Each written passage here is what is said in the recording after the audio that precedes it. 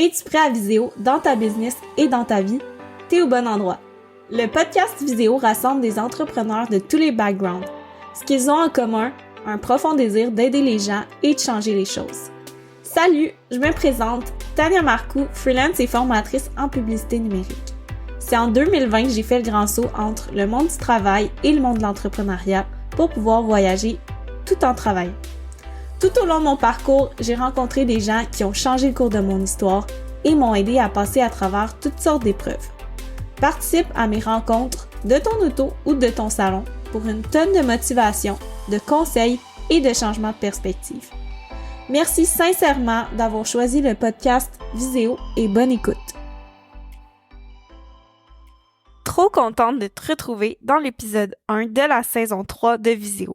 Dans cet épisode, je reçois un de mes anciens collègues de maîtrise en e-commerce qui, après avoir occupé un poste de directeur marketing pour une petite entreprise, a décidé de se lancer à son compte en marketing web pour finalement se spécialiser dans le marketing par courriel pour les e-commerce. Si tu veux en savoir plus sur ses meilleurs conseils en email marketing, mais aussi sur la création de contenu LinkedIn, c'est l'épisode pour toi. Sans plus tarder, voici ma discussion avec Thierry Lorfis de Lorfis Marketing.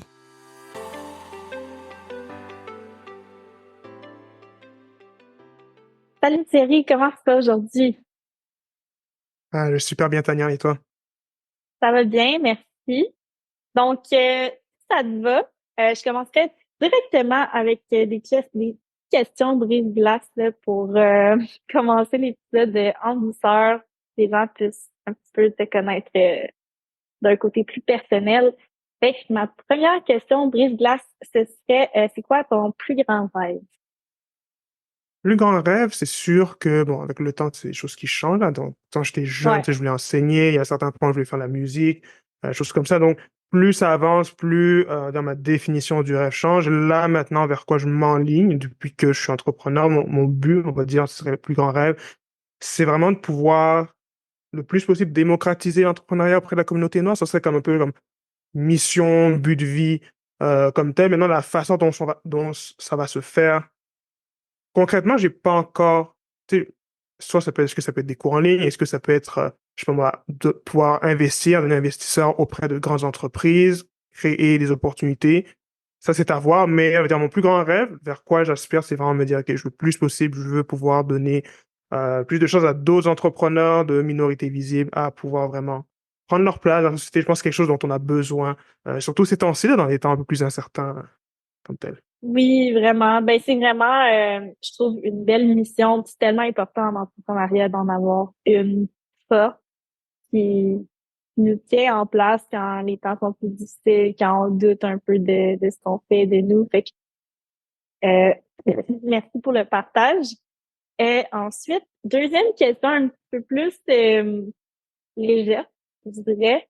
Si tu devais aller dîner avec n'importe quelle célébrité, personne là, que je dirais la plupart des gens connaissent, qui choisirais-tu et pourquoi?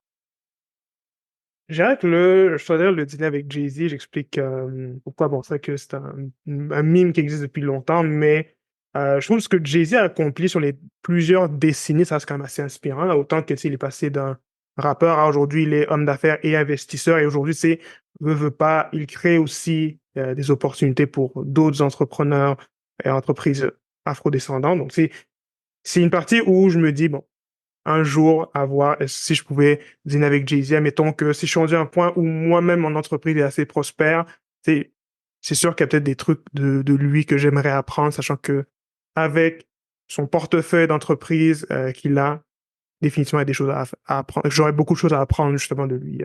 Comme tel. OK, super. J'espère qu'il va entendre notre épisode et qu'il va t'aider. Mais parfait. Fait que maintenant, je te dirais que on peut plonger dans le vif du sujet. Donc, pour les gens qui te connaissent pas, peux-tu te présenter rapidement, tu sais, si tu croises quelqu'un dans la rue, là, comment tu te présenterais en 2, 3 minutes? Et 2, 3 minutes, mon nom c'est Thierry Lorfis, je suis consultant en email marketing pour les boutiques en ligne. Donc, qu'est-ce que je fais concrètement? Tu sais, c'est comme ça que je le dis, là, souvent, tu sais, toutes les infolettes que tu reçois d'entreprise, ben, en gros, Ouais. qui, bon, parfois embêtent certaines personnes, je sais, mais qui aident quand même les entreprises à grandir. Mais je pense que j'aide les entreprises à mieux utiliser l'email marketing pour justement, j'ai plus de ventes, garder leur marge de profit. C'est vraiment comme ça que, tu sais, je me présente rapidement. OK. Ben, parfait. Je pense que c'est quand même très clair. Puis maintenant, peux-tu nous raconter qu'est-ce qui t'a mené à devenir spécialiste là-dedans en email marketing? Parce que c'est quand même très précis. Puis je pense pas, en tout cas à ma connaissance, qu'il existe de programmes d'études spécifiques là-dessus, plus des formations en ligne, là, mais qu'est-ce qui a fait que tu as finalement tombé dans ce domaine-là? Je vais, moi-même, quand je suis sorti d'HEC en 2008 avec un bac en marketing, jamais je n'aurais pensé faire de l'email marketing, jamais j'aurais pensé me spécialiser en emailing. C'est même pas quelque chose dont on parlait vraiment sur les bancs d'école, juste pour mettre un peu de contexte là-dessus. Donc, c'est Mhm. pour faire histoire courte. Tu sais, je vais juste raconter un peu mon histoire, comme ça va mieux contextualiser aussi pour toutes les personnes qui écoutent. J'ai fait mon Ouais. bac en marketing. Moi, mon rêve, en guillemets, dream job, je voulais faire en agence. C'est tout ce qui était genre gestion de médias sociaux, c'était vraiment ça qui m'allumait. J'ai appliqué à plein d'agences, je me faisais tout le temps refuser. Donc, à un moment donné, je me suis fait accepter dans un poste de directeur en marketing dans une PME. Il y avait tout à faire. Il n'y avait rien, ça s'appelle Groupe Bellon Prestige, une entreprise d'auvent. Donc, c'est là où j'ai vraiment tout appris, c'est la meilleure école. Est-ce que j'étais bien payé pour ce que je faisais? Absolument pas. Par contre, ouais, pour tout ce que j'ai appris, pour vrai, largement, je Mhm. le referais 100%. Et là, pendant la COVID, j'ai été mis à pied, donc pendant un mois, donc la COVID est arrivée et tout. C'est là que j'ai eu mon premier goût, tu sais, j'ai goûté pour la première fois à l'entrepreneuriat. Parce que Mhm. on se souvient bien, tu sais, plein de gens qui étaient mis à pied, il y avait aussi la fameuse PC qui était distribuée, puis il y a un point, j'étais comme, OK, je vais pas rester bras croisés et rien faire. Donc là, c'est là que pendant la pandémie, j'ai eu mes premiers clients. Donc à la base, je pensais pas du tout à l'email marketing. Tu sais, je savais en faire, mais c'était pas du tout ce qui me passionnait. Et éventuellement, c'est via Alexandre Corbasson de Digital, il m'a approché, puis là, il m'a dit, ouais, tu sais, je serais intéressé pour que tu fasses un cours de email marketing avec la fusée. Est-ce que j'étais expert là-dedans? Absolument pas, mais faut bien manger, il faut payer ses factures. Donc là, je dis, ben, regarde, ok, je vais le faire. Donc, au début, il m'a dit, je vais te donner 20 heures, 25 heures pour faire le cours. Ça m'a pris un peu plus de temps comme tel. Donc, au Mhm. fur et à mesure, tu sais, je commençais à donner des cours d'email marketing avec la fusée. Je commençais à avoir des clients dans plein de domaines différents. Le truc avec l'entrepreneuriat, c'est que, tu sais, au fur et à mesure qu'on entreprend, on apprend plus sur nous-mêmes. On apprend, on voit ce qu'on aime, on voit ce qu'on n'aime pas faire. Ouais. Tu sais, j'ai fait de la rédaction, je fais de la gestion de médias sociaux pour des clients, et puis à un moment donné, j'étais comme, OK, il y a des trucs que je sais que je ne me vois pas faire du tout, il y a des trucs que je me vois faire comme tel. Et éventuellement, là, c'est vraiment arrivé pendant l'année 2022, j'ai une cliente, quelqu'un qui vend des vêtements rétro, un peu vintage et tout. Elle est venue, donc moi, je lui avais fait toute sa stratégie marketing. Et ce qui avait été Mhm. vraiment payant pour elle, c'était l'email marketing. Donc là, j'étais comme, OK, c'est extrêmement payant, il y a peu de gens qui savent faire ça. C'est Mhm. relativement simple. Tu sais, quand je dis relativement simple, dans le sens où tu sais, c'est moins technique que le SEO. Il y a moins de surveillance à faire que la publicité. La publicité, il faut quand même surveiller constamment, alors qu'une infolettique Ouais. t'envoie ça. Oui, il faut surveiller le compte, mais c'est pas aussi, ça prend pas autant de Mhm. temps. Donc là, j'étais comme, OK, je pense que j'ai trouvé quelque chose qui me permettrait de, tu sais, bien gagner ma vie, très rentable comme tel. C'est une petite niche. Donc Ouais. là, c'est là que je me suis dit, OK, je vais vraiment me concentrer sur l'emailing. C'est vraiment parti de là, l'email marketing. Puis je pense que tout ce que tu as fait, tout ce que tu as appris avant t'a beaucoup servi aussi parce que en emailing, surtout la partie copywriting, par exemple, t'a beaucoup servi en email marketing parce que ça reste quand même une des parties principales. Après ça, j'imagine aussi tout ce que tu as appris tu sais, au niveau commerce, automatisation. Qu'est-ce qui t'a vraiment servi le plus là, pour te lancer là-dedans?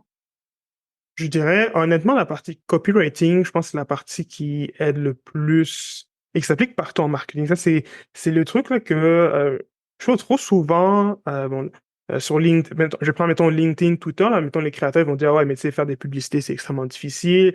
Ou, mettons, on va dire, faire de la gestion de médias sociaux, c'est difficile. Mais pourtant, en tout cas, ça, c'est mon avis. Si tu connais bien le copywriting, donc tu t'intéresses vraiment à l'humain, c'est sûr que le médium, il change, mais tu sais, le médium et la méthodologie va changer, mais c'est les mêmes règles qui Mhm. s'appliquent. Si tu veux juste créer une expérience qui est intéressante pour le consommateur. C'est la gestion de médias sociaux, c'est sûr qu'il y a la partie, tu sais, comment créer des visuels, comment créer des belles vidéos, comme tel, mais si Ouais. tu comprends qu'est-ce qui fonctionne bien chez l'être humain, tu vas créer du contenu qui est intéressant. Même chose en publicité et même chose en infolette. Après, c'est sûr Mhm. que moi, le fait que tu sais, j'ai aussi touché à la partie publicité, donc c'est faire des visuels publicitaires intéressants, tu sais, j'ai appris ça aussi. Est-ce que j'ai fait les meilleurs? Non, mais par contre, c'est sûr que apprendre ça, ça m'a aidé aussi à créer des meilleurs designs en email Mhm. marketing. Le fait d'apprendre justement parfois à scripter des vidéos pour des clients, ça m'a permis aussi d'écrire des meilleures infolettes comme telles. Et aussi le fait que, je mentionne aussi, moi j'ai fait un DESS en commerce électronique, que je trouve honnêtement qui était quand même pratique. Tu sais, souvent, je trouve Mhm. les gens adorent cracher sur l'université, mais je suis comme, non, en vrai, tu sais, il y a beaucoup de connaissances qu'on voit sur les bancs d'école que tu sais, ça va pas nous servir au jour zéro, mais c'est des choses qu'on va voir plus tard. Et en vrai, là-dessus, je dois dire, j'ai fait un cours de design UX où on avait Ouais. appris un peu les bases de Adobe Figma, des choses comme ça. Je suis comme, on va juste avoir ces petits éléments-là en tête, je suis comme ça m'aide beaucoup. Donc, Si on part de, OK, tu as trouvé un premier client à travers les formations que tu donnais, tout ça, comment tu fait après pour trouver d'autres clients puis de tranquillement te rendre à pouvoir faire juste ça de ta vie? c'est vrai que mon premier client, je l'ai pas eu par la fusée. En fait, c'est grâce à OK. l'université. Pour faire histoire courte, OK. je m'appelle dans un travail d'équipe. Il Mhm. y avait justement une fille avec qui je travaillais, puis là, elle m'a dit à un moment donné, ouais, tu sais, ma mère, elle a besoin d'aide en marketing. Moi, dans ma tête, je ne pensais même pas à charger quoi que ce soit. Tu sais, dans ma tête, je m'étais dit, OK, je vais juste genre te donner des conseils gratuits. Tu sais, il y a plein d'amis avec qui je faisais ça, là, mettons des amis entrepreneurs, ben regarde, on prend du temps, je te donne ce Ouais. que j'ai appris. Et là, bon, pour mettre en contexte, c'était une courtière immobilière avec qui je travaille encore aujourd'hui, d'ailleurs. On s'est assis, puis là, tu sais, j'ai fait une petite, tu sais, j'ai regardé un peu son site, j'ai regardé un peu ses médias sociaux, puis là, je dis, regarde, voici tel point qui serait amélioré, comme tel, voici genre des recommandations. Puis là, elle me dit, ah, ben, tiens, envoie-moi une soumission. Donc là, déjà, j'étais comme, OK, je m'attendais pas. Dans ma tête, j'étais comme, je vais pas t'envoyer une soumission. Moi, c'est juste, je venais de donner des conseils gratuits, puis je pensais même pas à l'idée de charger encore. Tu sais, je n'étais pas encore rendu là dans ma tête. C'est quand même drôle à dire, là. Je trouve que quand j'étais sur le marché du travail, surtout quand on sort de l'université, ça nous montre vraiment une vision basée de la réalité. C'est quand tu sors, mettons, de HEC, tu vas voir que tu sors de HEC en marketing, tu vas commencer avec un salaire de 45 000 et le max que tu vas faire, c'est peut-être 90 000. Donc moi, dans ma tête, je m'étais Mhm. dit, OK, faire de l'argent sur le côté, impossible, il faut vraiment être quelqu'un d'expérience, quelque chose comme ça. Donc, au fur et à mesure, tu sais, au début, tu sais, j'envoyais ma première soumission, puis je chargeais, je pense, moins de 1000 $ par mois. Je faisais des médias sociaux, la rédaction SEO, la gestion de Google. Tu sais, je faisais tout Ouais. comme tel. Ouais, c'est pour un prix qui était ridiculement bas. Donc, au moins, tu sais, c'est là. Et je dis pas non plus à tout le monde, OK, il faut travailler à des prix extrêmement bas, mais par contre, tu sais, il y a aussi une saison où on apprend, il y a une saison aussi où on va aller chercher l'argent, on va vraiment changer le juste prix. Mais là, en ce moment, j'étais en train d'apprendre. Mhm. Moi, ce qui m'a permis vraiment d'aller chercher ensuite, petit à petit, les clients, c'est en publiant régulièrement sur LinkedIn. Pour faire Mhm. histoire courte, quand j'étais chez mon ancien employeur, tu sais, le salaire, je sais qu'il était bas. Donc, à un certain point, il fallait que je me donne aussi un leverage pour négocier. J'avais lu le livre d'Olivier Lambert qui est Double ta valeur, et là, il disait, tu sais, si tu veux pouvoir augmenter ton salaire, ben, tu sais, documente ton aventure sur LinkedIn. Donc là, c'est ce que j'ai commencé à faire. Donc, tu sais, j'écris OK. des publications, j'écrivais parfois aussi des petits articles de blog, 1000 mots. Donc, au fur et à mesure, tu sais, j'ai affiné ma plume. Euh, Petit à petit aussi, j'ai eu d'autres opportunités qui sont arrivées grâce à la création de contenu et surtout, on apprend la constance. Donc, il y a un truc que veux pas là, et ça, c'est un truc qui, je pense, qui est sous-estimé largement, c'est quand tu dis justement aux gens, regarde, je suis capable de créer du contenu, c'est pour moi, de façon constante, voici les retombées, mais tu sais, les clients, ça rassure aussi à dire, OK, ben, si t'es constant dans ta création de contenu, dans ta vie de tous les jours, tu vas être aussi constant dans le service que tu offres avec moi. Et Mhm. ça, puis, j'ai eu des clients qui sont venus, et aussi, je me suis créé aussi un réseau d'amis qui Ouais. m'ont référé aussi de très gros clients que je n'aurais peut-être jamais pu avoir sans ce réseau-là. Donc là-dessus, ah non, je dois dire 100% que LinkedIn a vraiment été un game changer pour créer, tu sais, ce bassin d'amis, ce bassin d'entrepreneurs qui m'aident à grandir. Donc ça, c'est peut-être la chose que je peux recommander à toute personne qui justement veut viser haut dans la vie, c'est de se dire, bah, tu sais, tu construis une marque personnelle, c'est vraiment quelque chose Mhm. qui va t'aider à moyen et long terme. Je pense que c'est tellement un bon conseil là, parce que moi aussi, j'ai vraiment vu de mon expérience l'impact que ça peut avoir. Tu sais, moi, j'ai été formée au début par Ambroise Debray, là, que j'ai reçu sur le podcast, le premier épisode de Ever de vidéo. Puis c'est vraiment quelque chose qui nous apprenaient, puis qui poussaient beaucoup. Puis j'ai eu la chance de voyager avec, tu sais, quelques mois après m'être lancée comme freelance. Puis, puis il m'encourageait à faire des stories, puis tout ça. Moi, c'était plus Instagram, mon canal principal au début. Puis, tu sais, après ça, ben, c'est ça, des fois, tu sais jamais qu'est-ce qui peut en ressortir. Des fois, c'est comme quelqu'un qui te suit, qui est pas en tout en marketing, mais qui a quelqu'un dans sa famille qui est en marketing, puis qui a besoin d'aide, fait qu'il te réfère à cette personne-là. Des fois, c'est des anciens collègues d'école. Fait que je pense que c'est important si on veut développer là, de manière efficace de se mettre de l'avant, de montrer ce qu'on fait, tout. Euh, Puis j'aurais des questions peut-être plus par rapport à LinkedIn parce que je pense que c'est un canal qui a beaucoup de potentiel que j'ai pas encore beaucoup exploité. Puis je pense qu'il y a plein de gens aussi qui se posent des questions. Fait que toi, comment t'as fait pour maîtriser ce canal-là? Puis c'était quoi tes meilleurs conseils pour quelqu'un qui peut faire comme toi, commencer à documenter son expérience, puis à tranquillement obtenir des opportunités d'affaires à partir de là? C'est première chose parce que c'est vrai que LinkedIn a un peu cette réputation d'être un canal très beige. On le voit vraiment comme étant, tu sais, c'est... Et bon, moi aussi, quand je sortais de l'université, j'avais vraiment cette image de LinkedIn, un peu des vice-présidents Ouais. d'entreprise qui se pètent les bretelles euh, comme tel. Donc, tu sais, première chose que je recommanderais, c'est déjà de tu sais, suivre les bonnes personnes. Donc, c'est là, je pense, à mettant à Isaël Morin, je vois aussi Sarah Wardigui de Le Pouce Bleu. Tu sais, il y a beaucoup de personnes qui tu sais, créent du contenu qui est très intéressant, qui est très pertinent et qui, tu sais, on va dire, performe bien sur la plateforme. Tu sais, juste pour comprendre les codes et suivre déjà les bonnes personnes, ça va t'aider. Deuxième point, et ça, c'est le plus dur, c'est d'accepter d'être pourri dans la création de contenu. Tu sais, dans le sens, et là, je le dis, mes premières publications n'étaient pas bonnes. C'était pas bon, c'était pas rassurant du tout. Il faut que tu acceptes que tu sais, tu vas t'afficher en public devant des gens. Ça ne sera pas toujours super, ça ne sera pas toujours reluisant. Mais par contre, déjà que chaque jour, les gens ils reçoivent quoi, une centaine de courriels, on lit des kilomètres de publications, autant sur Instagram, LinkedIn, peu importe. Une mauvaise publication, les gens vont l'oublier de toute façon. À moins que tu fasses vraiment un scandale ou que tu dises quelque chose de vraiment outrageux, mais les gens vont oublier. Mais ça, donc déjà, si tu te mets dans la tête que pendant quelques mois, au pire, il y a peut-être des gens qui vont sourire, ricaner. Ces gens-là, dans quelques années, ils vont venir te demander de l'aide. Et c'est quand même ironique parce que moi, quand j'avais commencé à publier sur LinkedIn, il y en a qui me blaguaient là-dessus. Ah, tu crées du contenu sur LinkedIn. Et ces mêmes personnes-là, quelques années plus tard, ah, ben, comment on fait pour partir à son compte? Mm. C'est quand même assez drôle Ouais. de voir un peu ce changement-là. Donc, c'est juste, il faut accepter. C'est un peu comme quand on va au gym. Tu sais, je prends l'exemple du gym.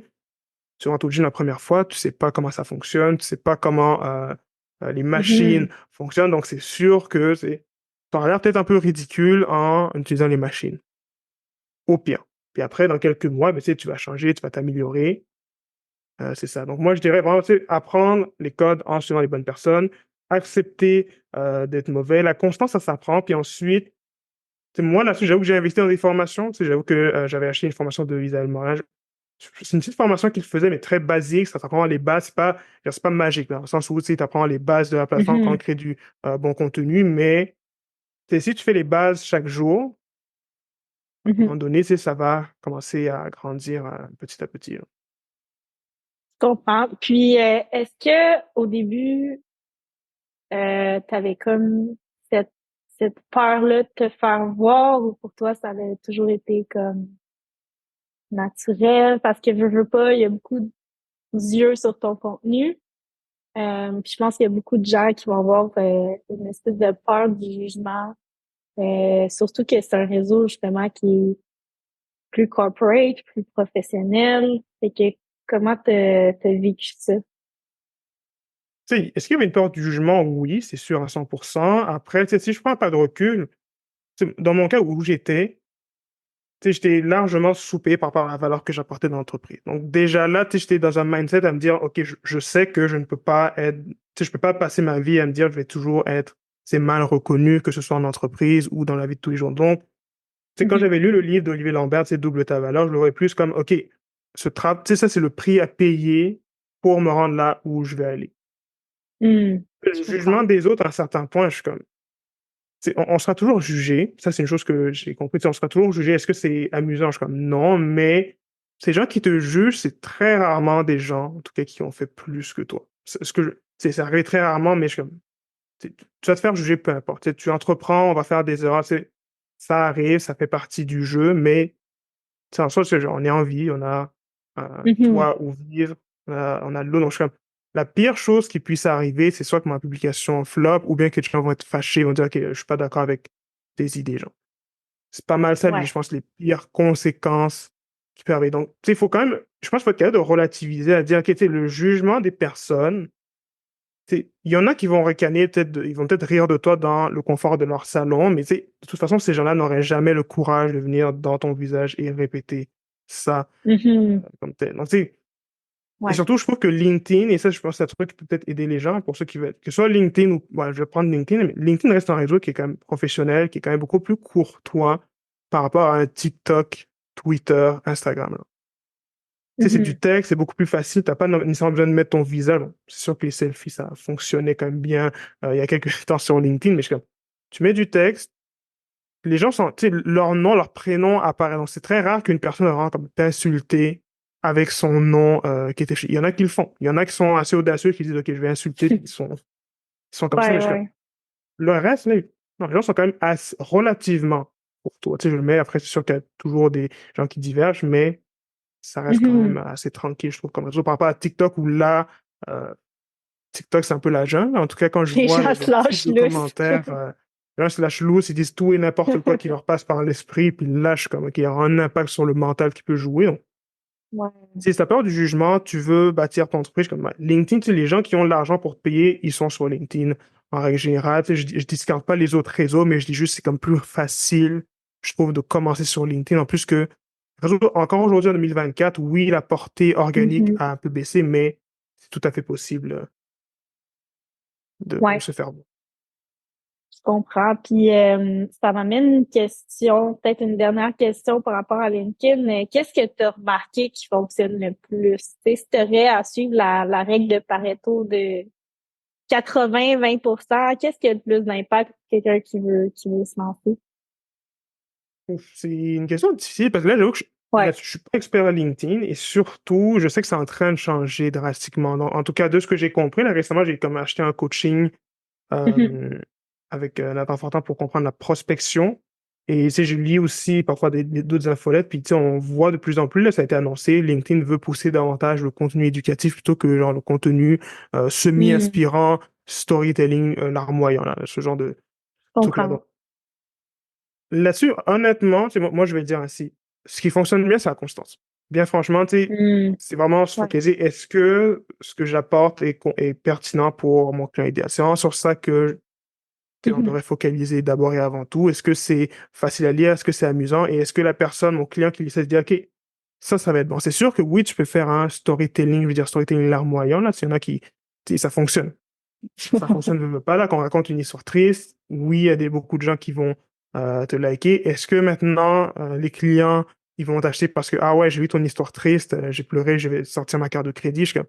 Que ça m'est jamais arrivé, personnellement. Mhm. Donc, moi, je Ouais. dirais, c'est focalise vraiment sur montrer, tu sais, les bonnes pratiques de ton industrie, éduque les gens. Tu sais, oui, intègre aussi ton histoire personnelle parce que, tu sais, l'aspect humain reste, tu sais, on est tous des êtres humains, on s'intéresse à l'être humain, mais tu veux pas non plus juste miser là-dessus.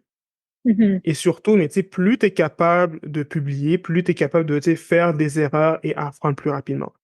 Donc là-dessus, bon, après, je sais que ça, ce serait un peu controversé par rapport, je vais prendre le marché québécois, là, je compare par rapport au Ouais. marché américain. Souvent, tu sais, on a un peu le discours, ah, tu sais, il faut pas publier chaque jour. Je dis pas qu'il faut publier, tu sais, je dis pas qu'il faut, mais plus tu es constant, plus tu fais des erreurs, plus tu t'améliores rapidement. Donc honnêtement, là, moi, je trouve, Mhm. essaye le plus possible. C'est casse-toi la gueule un peu plus souvent et tu vas voir les retombées. Moi, je l'ai fait en 2023, puis là, je continue en 2024 d'aller chercher cette constance-là, puis je suis comme, OK, ça paye, hein, ça paye, ça vaut la peine, c'est le prêt à payer. Maintenant, est-ce que je veux faire ça toute ma vie? Non. C'est sûr que éventuellement, et c'est sur ça que je suis en train de travailler, c'est me dire, OK, là, je suis en train de mettre en place mon système d'acquisition pour que je n'ai pas à tout le temps dépendre de cet algorithme-là et toujours travailler chaque jour. Et par contre, quand tu Mhm. commences l'entrepreneuriat, tu sais, il faut, et je le dis pour tout le monde, faut se dire que, tu sais, au début, ça va être plus difficile et la seule chose que tu as, c'est ton temps. Surtout si, admettons, tu commences à entreprendre dans ta vingtaine, c'est pas mal ça que tu as. C'est sûr qu'une personne qui est dans la quarantaine, qui a peut-être plus d'expérience, ok, là, il y en a qui débutent plus tard, qui ont déjà un réseau, ils ont plus d'argent, donc ils n'ont pas besoin de jouer cette game-là des réseaux sociaux. Et quand Mhm. tu débutes, je suis comme, bah, ok, là, tu as ton temps, il faut que tu crées toi-même tes propres ressources pour éventuellement atteindre là où tu veux te rendre. Ben, je pense que c'est des bons trucs. Fait que si je résume, je pense que ce qui est hyper important pour le gym, c'est premièrement la constance. Deuxièmement, de trouver une bonne balance entre se présenter en tant qu'humain, puis aussi offrir de la valeur à travers du contenu éducatif. Fait que je pense que si les gens qui écoutent retiennent ces deux points-là, ça devrait déjà avoir un bon impact sur leurs résultats. Et ça m'amène à ma prochaine question. À travers tout ton parcours entrepreneurial jusqu'à maintenant, qu'est-ce que tu dirais qui a été ton plus gros défi? Comment tu as réussi à passer à travers?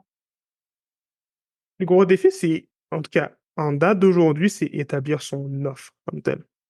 Je m'explique parce que c'est vraiment savoir qu'est-ce que tu veux vraiment et qu'est-ce qui, c'est qui t'amuse. Si je peux- C'est sûr que l'entraîneur, c'est pas tout le temps amusant, là, c'est pas tout rose comme les gens Ouais. aiment bien le montrer sur les réseaux sociaux, mais moi, pour mettre en contexte, en 2021, je pense que j'avais investi avec Tatiana Saint-Louis dans le programme Moneyburn, un excellent investissement à monter. Donc, j'avais développé avec elle une offre. Donc, OK. j'ai testé l'offre, ça fonctionnait, mais c'est trop gros. Donc là, Mm. au début, j'étais comme, OK, c'était une offre où je faisais comme toute la stratégie pour mes clients. Donc là, éventuellement, j'étais comme, OK, c'est peut-être pas. Finalement, j'étais comme, OK, c'est quelque chose qui marche, mais c'est pas ce que je veux faire. C'est pas le genre d'entreprise que je vais développer parce que cette offre-là nécessitait que, tu sais, je développe indirectement une grosse agence. Si je faisais OK. comme toute la stratégie et l'application, mais il fallait genre, des développeurs pour mettre en place la stratégie, des copywriters, tout ça. J'étais comme, OK. Mhm. Là où j'en suis là, ça faisait même pas un an que j'étais parti à mon compte. Je suis comme, c'est pas là que je veux. Non. Et pour développer cette offre-là, ben, il faut que tu ailles chercher de l'expérience, il faut que tu ailles chercher des proof of concept que ce que tu fais, ça fonctionne. Donc, moi, mettons, pour passer de généraliste à spécialiste, ben, il fallait que je me trouve des clients avec qui, là, j'ai testé la mise en place justement de logiciels d'email marketing avec Klaviyo, que je travaille constamment. Donc là, j'ai testé avec des clients, puis là, après, j'ai vu, OK, voici ce qui fonctionne. Donc, les automatisations, ça, c'est quelque chose qui est simple à faire, ça fonctionne, très rentable. OK, ça, c'est une offre que j'ai développée. Gestion d'infolette, là, je l'ai fait avec une autre cliente. Là, j'ai testé les processus une première fois. Tu sais, on va dire, je me suis cassé la gueule un peu, là, dans le sens où les heures que je mettais étaient incroyablement longues. C'est très chronophage. Donc là, c'est comme, OK, c'est une offre qui fonctionne, mais là, il faut que j'apprenne à gérer. Donc, il faut accepter que en entrepreneuriat, tu vas faire des erreurs. Tu sais pas exactement ce que tu veux et c'est tout à fait normal. Et pour Mhm. découvrir vraiment qu'est-ce que tu veux vraiment, ben, tu sais, il faut le tester. C'est un peu comme quand tu cherches des amis, tu cherches l'amour, peu importe. C'est comme, tu sais, tu vas voir des gens avec qui tu t'entends bien, des gens avec qui tu t'entends pas bien. Tu vas dire, OK, ben, ces gens-là, je ne les veux pas dans mon cercle proche. Même chose en entrepreneuriat, ben, OK, je veux, par exemple, avoir ce type de client. Il y a peut-être des clients avec qui tu vas dire, OK, je ne m'entends pas dans cette industrie-là, ça ne me ressemble pas. Mais pour ça, il faut que tu le Mhm. saches, il faut que tu le testes. Ça répond bien à ma question. C'est un challenge que beaucoup de gens ont là, pour côtoyer souvent des entrepreneurs. Je pense qu'il y a tellement de possibilités aujourd'hui. Puis pour les gens, je peux m'associer à ça parce que je suis comme ça, là, qui aime un peu tout faire. Puis tout, des fois, ça devient difficile de faire comme, OK, qu'est-ce que je maintiens à travers le temps? Puis, comme tu dis, je pense que de tester, c'est ça des fois que ça prend là, pour arriver à une fin puis à ce qu'on veut vraiment. Puis, euh, fait que, ouais, ça fait du sens. Maintenant, si on plonge plus là, dans ton expertise, qui est le email marketing, euh, ouais, OK. J'ai plusieurs questions, mais je vais essayer d'y aller graduellement. Fait que, premièrement, comment on commence? C'est quelqu'un qui a rien en place là, au niveau du email marketing. Par quoi tu lui conseillerais de commencer? Sûr que là, bon, moi, je travaille généralement avec des e-commerce, donc là, sachant que les gens qui écoutent le podcast, c'est plus, on va dire, solopreneur, donc la façon de faire va être différente. Déjà, c'est déjà juste choisir son logiciel d'email marketing. Donc, c'est choisir le bon logiciel. Généralement, pour les personnes qui débutent, je vous dirais ConvertKit reste une bonne option. C'est pas la moins chère, mais c'est surtout qu'elle permet de faire les automatisations de base. Donc, c'est une fois que tu vas peut-être créer tes premiers tunnels de vente, ConvertKit peut t'aider là-dessus. Ça te crée aussi des pages d'atterrissage et ça envoie des courriels. Donc, c'est pas la meilleure, mais c'est vraiment comme une option qui fait un peu de tout pour un solopreneur qui veut débuter son infolette. Donc, tu sais, tu peux commencer avec un compte gratuit.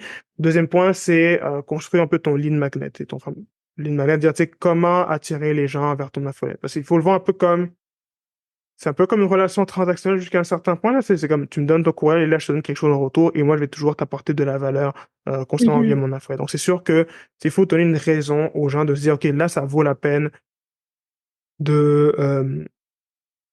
ça vaut la peine, justement, que je puisse donner mon courriel et obtenir quelque chose qui va être intéressant pour moi. Ça, c'est la première chose que je verrais. Le plus dur, en fait, là, je dirais, c'est là que je pense il y a beaucoup de gens qui procrastinent, moi incluant. Là-dessus, quand on parle du lead magnet, c'est que tu sais, si tu ne sais pas quel type de client que tu veux attirer, tu sais pas quel lead magnet que tu devrais créer. Ça, c'est, je pense, la tâche la plus Mhm. difficile. Parce que C'est moi vrai. aussi, tu sais, autant, tu sais, moi, je dirais, c'est fait votre lead magnet. Tu sais, en e-commerce, tu sais, c'est beaucoup plus facile. Tu sais, on dit, OK, donner un code pro de 10% ou une livraison gratuite. Quand maintenant, c'est attirer un client en service, ben, tu sais, qu'est-ce qui plaît vraiment à mon client si tu n'as pas testé? C'est là que parfois on procrastine. Donc peut-être que, tu sais, là, je le dis aussi au début, je suis comme, Ouais. l'email marketing reste important, on s'entend, et c'est super important, mais quand tu n'as pas encore un produit market fit, ben, tu sais, avant de penser à emailing, pense déjà à établir ton produit market fit. C'est établir, c'est quoi ma proposition de valeur, qu'est-ce que je peux apporter pour mes clients et comment je peux me positionner dans le marché. Ça, c'est la chose auquel il faut penser avant même de penser à l'emailing. Oui, tu sais, c'est important. Tu sais, en e-commerce, c'est plus simple parce que tu fais juste lancer une publicité, tu vas chercher les bonnes personnes et directement, tu as déjà ton système en place. Alors qu'en service, il y a quand même quelques nuances qu'il faut considérer dans l'équation. Donc ça, c'est première étape, faire son lead magnet. Ensuite, tu te crées une landing page, une page d'atterrissage. Donc ConvertKit peut faire ça très simplement. Tu crées ta page, tu expliques voici qu'est-ce que tu vas obtenir en laissant ton courriel. À partir de là, tu mets une petite automatisation pour que les gens, dès qu'ils s'inscrivent, ils vont recevoir le message. Bonjour, voici ce que tu as demandé. Et t'assures bien sûr de livrer Mhm. la marchandise. Ça, c'est vraiment comme première étape. Nickel. Ouais. Je pense que c'est vraiment très pertinent, peut-être juste pour que les gens qui écoutent comprennent le principe du lead magnet, là, parce que je sais qu'on se comprend, on en Ouais, parle tout le temps. c'est bien vrai. Mais dans le fond, on peut peut-être ajouter là, si je suis pas claire, là, mais c'est comme soit une gratuité, ou ça peut être un offre spéciale que tu donnes aux gens qui s'inscrivent à ton infolette, justement, en échange du courriel. Fait que ça permet rapidement de créer un espèce de lien de réciprocité, si on veut. Euh, Puis c'est comme la base de la relation email marketing. Puis après ça, ben il y a tout ce qui suit. Fait que si on plonge dans le après le lead magnet, fait que là, tu disais c'est bon de mettre en place une automatisation. Euh, Au niveau de l'automatisation, qu'est-ce que tu conseillerais? Est-ce que ce serait comme je sais qu'il y a des séquences de bienvenue, par exemple, qui sont bonnes à mettre en place. Qu'est-ce qui serait le plus important? Parce qu'il existe tellement de séquences de courriels qu'on peut faire. Il existe la séquence de bienvenue, la séquence de upsell, la séquence de tout ce qui est comme recueillir des témoignages. Il existe, en tout cas, fait que tu sais, sachant qu'il Ouais, en existe une dizaine, j'avais fait d'ailleurs une section là-dessus dans mon projet personnel sur comme toutes les séquences de email marketing qu'on peut mettre en place. Mais selon toi, qu'est-ce qui a le plus d'impact pour débuter parmi toutes les séquences qu'on peut mettre en place? je dirais celle, ouais, pour quelqu'un qui est en train de service, admettons, sachant que je m'adresse vraiment avec, bon, pour les gens qui écoutent le podcast, séquence Mais il de y a des bienvenue. gens aussi en e-com, je pense, qui écoutent parce que j'ai quand même reçu des invités qui ont des Ah, ok. entreprises de e-com, juste pour te mettre en Ok, compte. donc là-dessus, moi, je dirais, bien, dans tous les cas, on va dire, si je veux entrer de service, pour ceux qui veulent se lancer l'entreprise, une séquence de bienvenue, 4 à 6 courriels. C'est la première, c'est vraiment, tu présentes t'es qui, tu donnes, bien sûr. En fait, premier courriel, tu donnes ton lead magnet, voici ton bonbon, voici le gâteau que tu as demandé, et tu établis un peu, voici c'est quoi les attentes. Donc, chaque semaine, je vais t'envoyer une infolettre, voici quel type de truc. Et tu peux aussi le dire, OK, ben, dans mon infolette, je vais aussi te proposer des produits, des choses comme ça. Au moins, Mhm. tu établis les attentes, tu évites justement les déceptions. Je vais prendre un exemple. Là, il y a une créatrice sur Twitter que je suis, je pense que c'est Océane Maria. Elle le dit direct dans son infolette, tu vas recevoir 2 invites par semaine, j'aime vendre, donc je crois que mes produits ont de la valeur, donc je vais essayer de te vendre régulièrement. Elle le dit, puis je suis comme, OK, le produit Ouais. qu'elle propose, ils sont intéressants. Donc, là-dessus, là, Mhm. je sais ce qu'ils attendent. Deuxième point, c'est vraiment de miser sur tu sais, qui tu es comme entreprise, qu'est-ce que tu fais, comment tu peux aider les personnes comme Mhm. telles. Là, Ouais. soit si tu es solopreneur, ben, tu prends qui tu es. Si tu es une entreprise en e-commerce, parfois tu peux soit te prendre ta compagnie, c'est qui est le fondateur ou la fondatrice. Troisième, en e-commerce, moi j'avoue que j'aime beaucoup plus miser sur les témoignages. On va voir, OK, voici ce que les gens disent de moi. Si tu es en service, ben, je peux dire voici le genre. Ça peut être une étude de cas que tu présentes, voici ce que mes clients ont tenu en travaillant avec moi. Donc ça aide aussi les personnes à mieux comprendre c'est quoi le retour Ouais. sur investissement.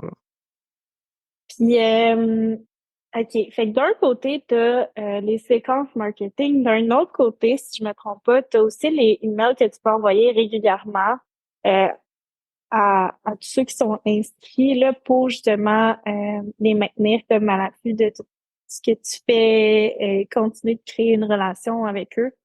Fait que à ce niveau-là, qu'est-ce que tu conseilles au niveau, par exemple, de la fréquence du type d'email à envoyer de manière continue? Qu'est-ce que tu as remarqué qui fonctionne selon tes expériences? Là-dessus, en gros, ça dépend. C'est parce que Mhm. je vais dire, il faut varier. Ça dépend où est-ce que tu en es rendu. C'est combien de personnes que tu as dans ta liste. Comme tu sais, autant, je vais dire, c'est la constance, ça paye. C'est si je prends par exemple des plus gros clients avec qui je travaille, il y en a qui m'ont envoyé jusqu'à 3 infolettes par semaine. C'est quand Mhm. même beaucoup, alors que il y en a qui envoient une infolette par mois. Ouais. La chose que je peux te dire, c'est essayez pas tout le temps de vendre dans vos infolettes. Parce qu'à un moment donné, si vous êtes tout le temps vendre, vendre, vendre, les gens, ils veulent pas. Il y a un point, il faut penser à tout ce qui est l'éducation, surtout si vous vendez des produits qui sont plus chers ou plus complexes. Il y a aussi la partie carrément, euh, entertainment, si on veut entertain les personnes. C'est surtout les marques de cosmétiques, les marques dans tout ce qui est les vêtements. Parfois, juste divertir les gens, ça reste aussi. Personne, je dis pas non plus d'être impertinent, mais juste cet aspect-là, dire qu'on voit ça comme du contenu. C'est de la même façon que les gens sur TikTok se disent, OK, ben, je crée du contenu éducatif, du contenu drôle. En emailing, c'est la même chose. La seule différence, c'est que là, ta fréquence va être bien moins que TikTok. TikTok, tu peux publier chaque jour. C'est Mhm. rare que les gens vont vraiment se dire, OK, ben là, je suis tanné de te voir dans mon fil d'actualité. Alors Ouais. qu'en email, si tu envoies chaque jour une info, à moins vraiment que tu sois extrêmement pertinent chaque jour, c'est- Mhm. là-dessus, c'est comme une certaine balance qu'il faut atteindre. Je dirais pour ça, les personnes qui commencent, là, mettons, essayer de viser aux 2 semaines. Ce serait quand même une bonne balance entre, une fois par mois, je trouve que c'est pas assez. Là. Une fois par mois, on reçoit tellement de courriels, chaque jour, les gens ils vont t'oublier, veut pas. Ouais. Je trouve que, et je réalise ça, c'est beaucoup de gens, surtout peut-être les marques plus, on va dire cosmétiques, vêtements, où là, le design est important. Il y en a qui vont vraiment se freiner, se dire que je ne vais pas passer à l'action parce que euh, ils veulent que ce soit parfait, mais je suis comme, honnêtement, accepte de te tromper, accepte que ce ne sera pas parfait. De toute façon, tu laisses beaucoup plus Mhm. d'argent sur la table juste parce que tu n'as pas euh, justement cette présence-là. Ouais. C'est quoi, ça c'était quelque chose dans la tête, là, si je te dis, c'est quoi la plus grande erreur que tu as vue en faisant tes emails marketing au cours des dernières années? Je dirais que c'est le fait de ne pas envoyer d'infos. Et j'explique OK. pourquoi ne pas Ouais. en envoyer. C'est arrivé quand même, tu sais, je pense, 1 à 2 fois avec des clients, justement, qui, tu sais, ils avaient une base de données assez conséquente. On parle de parfois milliers, dizaines de milliers de courriels. Et là, on se dit, OK, ben, là, on veut commencer à envoyer des infolettes. Le truc, c'est qu'en email marketing, il y a ce qu'on appelle le taux d'attrition. Donc, le taux d'attrition, c'est dire que à travers une année, c'est pas rare que 20 à 30% de ta base ne soit plus bonne. Il y a des gens qui vont se désinscrire par eux-mêmes, mais tu as aussi une partie des gens qui tu sais, vont juste ne pas lire tes infolettes. C'est soit que tu sais, ils ont archivé, soit que parfois aussi juste que leur adresse courriel n'est plus bonne aussi. Là, ça arrive aussi. Donc, si, admettons, tu n'as pas envoyé d'infolettes sur une longue période de temps, et que là, admettons, tu as des milliers, mais tu sais, et c'est malheureux, mais ça arrive, il y a des cas où tu dois carrément tu sais, supprimer une partie de ta base de données, se dire, OK, ben, ces Mhm. gens-là, si tu envoies des infolettes, ils vont rien. C'est dormant, c'est mort. C'est comme du bois mort, là, ça va pas se réveiller magiquement. Ouais. Bonne façon de le voir. Ben c'est sûr que je pense que c'est ça, c'est quand même pas mal de planification, les infolettes. Ben comme beaucoup de canaux, là, mais tu sais, trouver le contenu, les textes, faire le design, tout ça. Fait que, tu sais, qu'est-ce que tu conseillerais à quelqu'un qui veut s'assurer de justement pouvoir tenir la fréquence? Si on prend l'exemple de quelqu'un qui commence puis qui veut se lancer à 2 fois semaine, je sais pas si ma question est claire, là, mais Ouais. moi, par exemple, je serais la personne qui a de la misère à maintenir une certaine fréquence, tu sais, parce qu'à un moment donné, c'est beaucoup d'énergie, là, de s'entretenir sur les réseaux sociaux, envoyer des infolettes. Euh, fait que c'est ça, si tu avais comme un conseil à donner à quelqu'un qui veut se lancer en email marketing, mais qui a comme peur de pas être en mesure de maintenir une fréquence raisonnable, qu'est-ce que tu dirais? Moi, je le vois en 2 points. Et là, c'est là que ça peut être un peu plus. En fait, je vais répondre e-commerce et je vais répondre pour les entreprises de services. Les entreprises de services, l'avantage, c'est que tu peux vraiment reposer sur que le texte pour faire tes affaires. Donc, tu n'as pas l'aspect visuel à considérer. Donc Hmm. là-dessus, pour quelqu'un qui est en service, c'est vraiment plus de penser, tu sais, qu'est-ce que je peux partager, qu'est-ce qui est bon, qu'est-ce qui n'est pas bon à partager. Donc, tu sais, moi, ce que je dirais, quelqu'un qui est en service, c'est déjà va voir qu'est-ce que ta compétition fait en train de faire. Tu sais, abonne-toi aux infolettes de tes compétiteurs et autres personnes pour voir qu'est-ce qu'ils font déjà, qu'est-ce que t'aimes pas, qu'est-ce que tu vas apporter comme valeur. Ça, c'est les premières questions à se poser. Puis ensuite, c'est vraiment de se dire, OK, ben là, en, en partant de ce que tu as vu chez tes compétiteurs, qu'est-ce que tu peux apporter de plus? Donc, tu écris tes premières infolettes. Encore là, tu sais, l'avantage quand tu as une petite base, par exemple, si tu me dis, OK, là, je viens de débuter, je suis comme, OK, c'est seulement peut-être des dizaines ou des quelques centaines de personnes qui vont te lire. C'est pas non plus des milliers de gens à qui t'écris. Non, donc, tu sais, tu peux te tromper. Au pire, ils vont soit se désabonner ou bien ils ne vont pas la lire. Faut le voir comme ça, cette façon-là. Donc, c'est généralement dans les affaires, tout ce qui est dans le service, c'est ce qu'on voit très souvent. C'est, admettons, soit tu éduques les gens, soit tu partages des études de cas, soit, tu sais, tu proposes, voici, je suis en train de faire un lancement pour tel produit. Donc là-dessus, tu établis un Ouais. peu tes piliers de contenu. Donc, comme en création de contenu en général, là, donc, tu veux éduquer, étude de cas, tu montres, voici ce que je peux apporter, voici mes services, et là, tu intègres ça de temps en temps.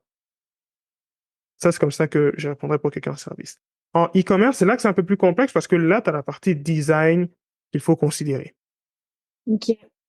Donc, design, là, ça veut dire, OK, moi, ce que je recommande, c'est déjà de créer des gabarits dans ton Mhm. logiciel d'emailing, donc que ce soit Klaviyo, euh, Mailchimp, Omnisend, peu importe, tu sais, crée déjà tes propres gabarits. Aussi, moi, pour les marques e-commerce, honnêtement, Canva, ça, c'est un excellent outil pour avoir un design qui est clean et qui est propre. Donc, moi, ce que je fais parfois pour mes clients, c'est que, tu sais, j'ai déjà comme des designs préfaits comme tel. Dans Canva, vous pouvez comme intégrer vos couleurs de marque, vos polis et des choses comme ça. Donc, directement, on peut créer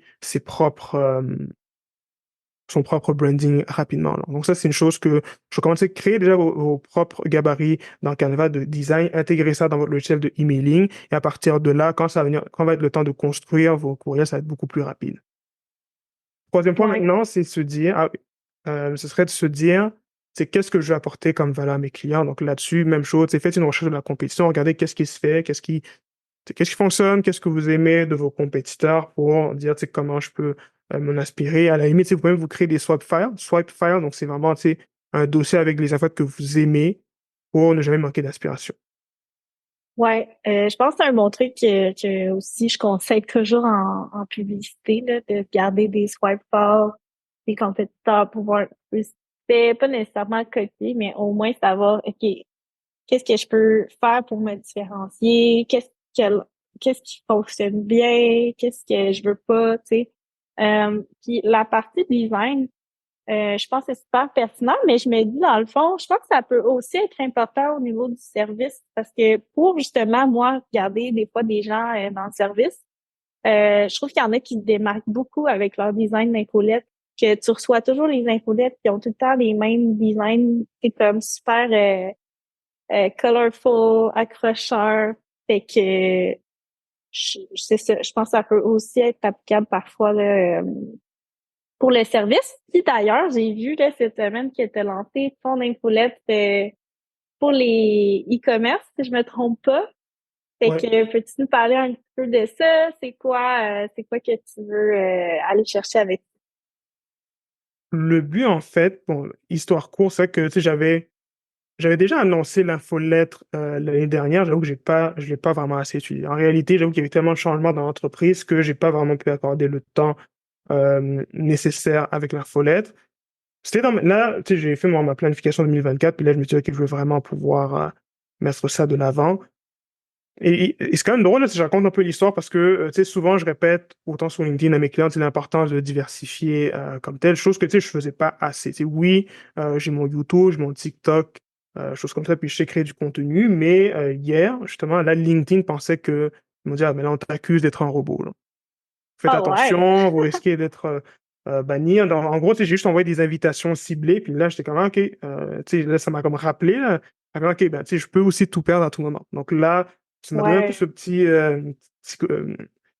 coup de pied, là, pour me dire, OK, il faut que, tu sais, là, j'active. Tu sais, j'ai déjà des courriels, mais j'ai pas pris le temps de bien les activer. Donc, qu'est-ce que je vais faire essentiellement pour 2024? C'est vraiment partager mes connaissances, créer mes lead magnets. Là, en fait, j'en avais déjà, mais je vais commencer vraiment à en parler plus dans ma création de contenu sur LinkedIn. Donc, c'est vraiment sur ça que je veux mettre l'accent pour 2024. Là, tu sais, bâtir en moi-même ma propre infolettre parce que c'est autant, je peux dire que j'ai envoyé des millions d'infolettes avec mes clients en 2023. J'ai pas pris le temps de le faire pour moi. Tu sais, j'étais vraiment comme cordonnier mal chaussé. Là, je me dis, il faut que je le fasse pour moi, surtout que, tu sais, on est dans un Mhm. monde où, ben, tu sais, maintenant, c'est plus compétitif. On parle de crise économique, donc c'est sûr qu'il y a plus de gens qui vont commencer à se mettre à la création de contenu. Donc, c'est quand même important aussi Ouais. de se mettre de l'avant. OK, super. Ben, ça fait totalement du sens. Puis maintenant, ben, pour terminer, peux-tu nous parler un petit peu plus de tes services, puis comment les gens peuvent te contacter si jamais ils ont besoin de ton aide? 100%. Donc moi, de mon côté, ce que j'offre, c'est vraiment un service vraiment tout inclus pour l'email marketing, pour les boutiques en ligne. Donc essentiellement, je travaille vraiment avec des boutiques qui ont déjà un produit market fit. Donc tu sais, tu fais au moins du 6, 7, 8 chiffres en chiffre d'affaires. Donc moi, je peux t'aider, c'est mettre en place le logiciel Klaviyo. Moi, je travaille avec Klaviyo pour l'email marketing d'e-commerce. Je trouve que c'est comme ce qu'il y a de mieux sur le marché présentement. Tu sais, il y a d'autres solutions aussi qui sont intéressantes, mais tu sais, Klaviyo reste que ça a été fait pour les boutiques en ligne spécifiquement. Donc, tu sais, j'étais là à mettre en place les bonnes automatisations. Donc, c'est séquence de bienvenue, panier abandonné et toutes les autres que souvent, tu sais, on parle pas, qui sont oubliées, mais qui pourtant rapportent des milliers, parfois des millions de dollars sur la table. Deuxième étape, c'est tout ce qui est genre soit stratégie ou t'aider avec les calendriers éditoriaux, parce que la réalité, là, surtout en emailing, c'est quand même un canal qui est le travail est plus chronophage, en fait. Surtout quand on parle une boutique en ligne où là, le design est important. Parfois, tu sais, il y en a pour qui ça vaut la peine de déléguer. Donc, c'est quelqu'un qui fait du 7 chiffres. Parfois, là, ça peut être intéressant. Si tu fais du 6 chiffres, par exemple, à mon avis, t'es peut-être mieux de demander un calendrier éditorial ou de l'aide pour envoyer tes propres infolettes, mais ça vaut pas la peine parfois de déléguer parce que, tu sais, il y a tout ce temps de rédaction, design. Et si tu délègues à quelqu'un d'autre, c'est sûr que le prix par infoletette va être beaucoup plus cher. Donc, c'est pour ça que ce que je propose pour certains clients, c'est vraiment, tu sais, je te fais une stratégie, je te fais des calendriers éditoriaux. Il y en a d'autres avec qui, au contraire, là, on va vraiment dans, je fais tout pour toi, comme tel, et là, je peux vraiment t'aider euh, à faire le travail pour qu'on puisse en dire ensemble, comme tel, et surtout conserver tes marges de profit. OK. Puis comment les gens peuvent te Ah contacter oui, s'ils ont tu sais, je besoin? dirais, majoritairement sur LinkedIn, oui, sinon sur mon site web lorfismarketing.com, et sur voilà, ou bien LinkedIn aussi, où je suis quand même très actif sur la plateforme. Super. Ben, je pense que c'est ce qui conclut l'épisode d'aujourd'hui. Fait que merci beaucoup pour tous tes partages. Je pense qu'il y a toutes sortes de trucs qui en sont sortis, autant au niveau de LinkedIn que email marketing, freelancing. Fait que ça va être super intéressant pour autant les commerces électroniques que les entreprises de services, étant donné que tu baignes un petit peu dans les deux en même temps. Euh, puis c'est ça. Fait que merci encore. Puis on se reparle. Merci à toi, Nathaniel, l'invitation. Merci d'avoir écouté mon épisode avec Thierry. Donc, comme toujours, je termine avec 3 choses que tu peux retenir de cet épisode. Premièrement, documenter ton aventure sur LinkedIn de manière constante peut être une excellente façon de bâtir ta notoriété. Deuxièmement, créer un lead magnet pour donner de la valeur à ceux que tu veux attirer est une excellente façon d'accroître ta liste de courriels. Et finalement, maximise tes retombées en mettant en place des séquences de courriels dont une séquence de bienvenue pour commencer. Merci du fond du cœur d'avoir écouté le podcast Viséo. Ton défi est maintenant d'intégrer au moins une chose de cet épisode pour qu'il puisse faire une différence dans ta vie ou dans ton entreprise. Partage le podcast et tag-moi et mes invités pour qu'on puisse aider encore plus de gens à changer le monde. Si tu veux en savoir plus sur mes services en publicité, rendez-vous sur mon site web taniamarcou.com.